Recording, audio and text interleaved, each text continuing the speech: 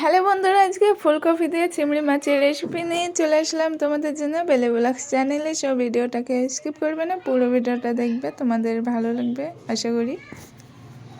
তো বলো বন্ধুরা, সবাই কেমন আছো? আশা করি ভালো আছো, তোমাদের দোয়ায় আমিও ভালো আছি। কথা না বাড়িয়ে চলো ভিডিওতে যাওয়া যাক। সেই দাও ফুলকপিগুলো ভাপাতে দিব, নুন দিয়ে দিলাম, দিয়ে জল দিয়ে দিলাম, দিয়ে ভাপাতে দিব। এই দেখো ফুলকপিগুলো সিদ্ধ হওয়ার মতো জল দিলাম, দিয়ে নাড়াচাড়া করে নেব। দেখো নাড়াচাড়া করে নেওয়ার পরে ঢাকা দিয়ে রাখবো সিদ্ধ হওয়ার জন্য। এবার ঢাকা দিয়ে রাখলাম। এই দেখো ঢাকা দিয়ে রাখা মাছগুলোতে হলুদ আর নুন মিশিয়ে রেখেছি, একদম ভালো করে মাখিয়ে। এই মোটা মাছগুলো আর দিব না, চিংড়ি মাছগুলো দেবো। দিয়ে এই দেখো 5 মিনিট পরে সেদ্ধ হয়ে গেছে। 5 মিনিট সেদ্ধ করে নিলাম কপিগুলো, দিয়ে উনুনে কড়া দিয়ে দিব। কড়াটা তেতে গেলে সর্ষের তেল দিয়ে দিব। সর্ষে তেল দেওয়ার পরে তেলটা তেতে যাবে, দিয়ে মাছগুলো ভেজে নেব। এই মাছগুলো চিংড়ি মাছগুলো এই দেখো ভেজে নেব।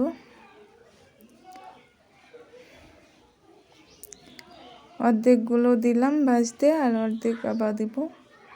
দেখো সব মাছগুলো ভাজা হয়ে গেছে। দিয়ে আবারও কড়াতে তেল দিয়ে দিলাম, দিয়ে এবার পেঁয়াজ কুচি দিয়ে দিব। দেখো পেঁয়াজ কুচি দিয়ে দিলাম, দিয়ে পেঁয়াজটা ভালোভাবে নাড়াচাড়া করে নেব। এবার সেদ্ধ করা কপিগুলোতে হলুদ আর নুন মাখিয়ে নেব, দিয়ে কড়াতে দিয়ে দিব। দেখো দিয়ে ভালোভাবে নাড়াচাড়া করে নেব, দিয়ে লঙ্কার গুঁড়ো দিয়ে দিব, দিয়ে আবারও নাড়াচাড়া করে নেব। এবার কপিটা আউজে নেব ভালো করে, দিয়ে জিরে মৌরি এলাচ বেটে রেখেছিলাম সেগুলো দিয়ে দিলাম। এই দেখো বাটা দিয়ে দিলাম, দিয়ে ভালোভাবে আবারও আউজিয়ে নেব। সো ভিডিওটা ভালো লাগলে লাইক কমেন্ট শেয়ার করে দিও, নতুনরা সাবস্ক্রাইব করে পাশে থেকে বেল আইকনটাকে প্রেস করে আমাদের পাশেই থেকো নেক্সট ভিডিওর জন্য। সো এই দেখো আউজানি হয়ে গেল। এবার জল দিয়ে দিলাম, জল যতটা রাখবে ততটা জল দিবে, একটু বেশি দিবে। দিয়ে মাছগুলো দিয়ে দিলাম, ভেজে রেখেছিলাম ওই মাছগুলো। তোমরা এখনো লাইক দাওনি তাই না? প্লিজ একটা লাইক করে দাও, প্লিজ প্লিজ।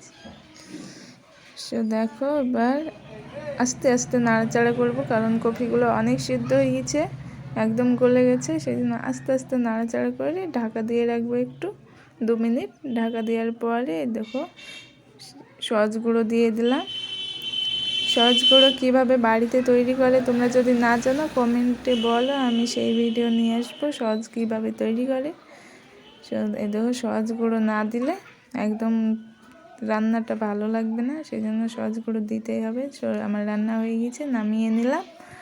এই দেখো কত সুন্দর হয়েছে, খেতেও অনেক অনেক সুন্দর। সো এই রেসিপিটা তোমরা বাড়িতে ট্রাই করবে, আশা করি তোমাদের খুব ভালো লাগবে। তো এই শীতের ফুলকপি দিয়ে মাছ রান্নার রেসিপি সবাই রান্না করো প্লিজ। ভিডিওটা এখানে শেষ করলাম।